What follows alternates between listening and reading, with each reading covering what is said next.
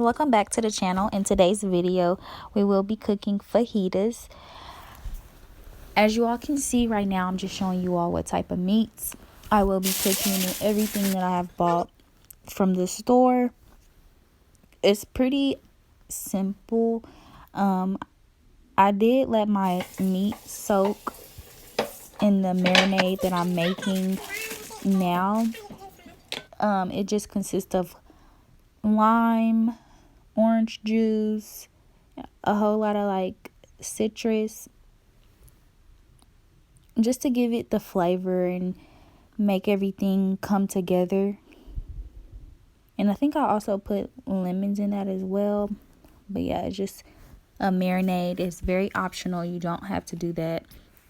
But of course, I wanted my food to be very flavorful, so I did it.